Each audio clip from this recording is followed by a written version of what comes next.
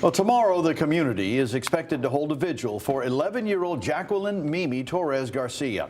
It'll be at New Bright Plaza in New Britain starting at 4 p.m. Jacqueline's remains were found more than a week ago at an abandoned home. Police arrested her mother, aunt, and the mother's boyfriend. Investigators say Jacqueline was likely malnourished and abused and was killed last fall. New Britain's mayor says Jacqueline was last listed as being homeschooled. And her death has once again put a spotlight on Connecticut's lack of regulation when it comes to students who are homeschooled. Where we have not improved yet is how we follow up on children who are permanently withdrawn from school for the stated purpose of homeschooling. Now, on Tuesday, we told you about a report from the state's child advocate in 2017. In it were several recommendations for state agencies, including DCF, after the death of Matthew Tirado. Police say the 17-year-old was documented as being homeschooled before he died from abuse and neglect. Fox 61's Annette Montgomery joins us in studio now. And Annette, I know today you spoke with Sarah Egan, who was the child advocate at the time.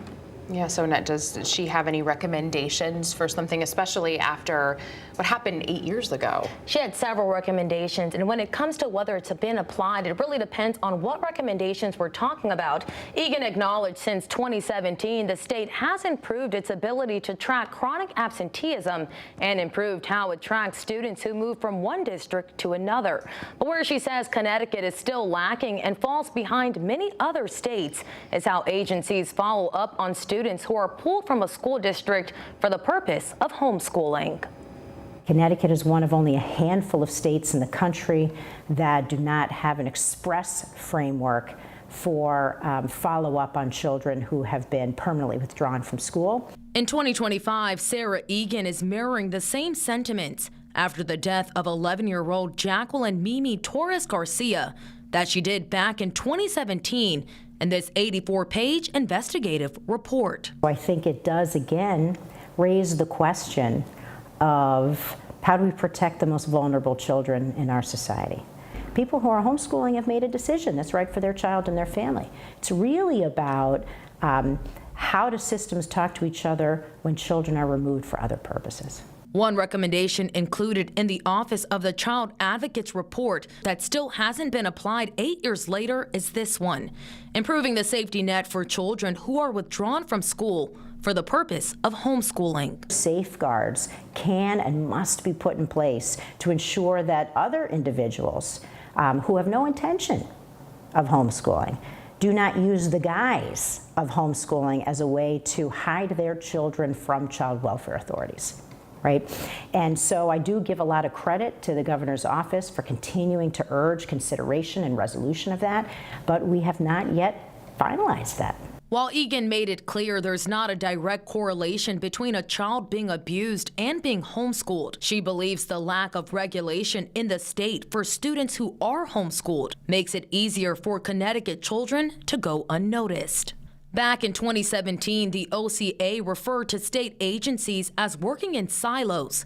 And in 2025, Egan says that still hasn't changed. I think we're still operating in different silos here, right? Because we continue to see year in, year out examples of children who have been pulled away from public view and been subjected to terrible abuse and neglect. All right, so Annette, we're talking about the lack of regulation here in Connecticut. When was the last time the state updated or changed its homeschooling laws? Well, the State Department of Education did tell me that Connecticut's laws and regulations surrounding homeschool documentation have remained unchanged for the past 20 to 25 years, and they are governed by statute, not the Department of Education. So is this something that we could see change anytime soon? Egan does tell me homeschooling regulations were looked at in the last legislative session, and she does know lawmakers have committed to looking at it again this session.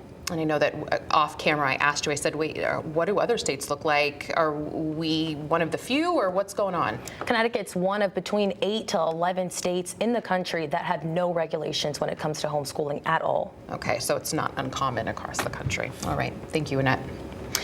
Some state lawmakers have been pretty vocal about their reactions to the death of little Jackie Torres-Garcia. In a joint statement, Democratic State Senator Cece Marr and Democratic Representative Corey Paris said, quote, "This horrific situation should not have happened, and we are angry to hear that our state systems did not protect Jacqueline." They go on to say it's clear that DCF did not meet the moment here, and we need answers as to how and why this happened, as well as assurances that we can make certain it never happens again. Meanwhile, Republican State Senator Rob Sampson also said in a statement, quote, "The state's focus should be on accountability within DCF, not on punishing families who are doing their best to provide a safe and quality education for their children." We have both parts of Annette's story. She gets into more details on our free Fox 61 News app at fox61.com and on Fox 61 Plus. Remember, you can download Fox 61 Plus right now on your smart TV and watch us for free.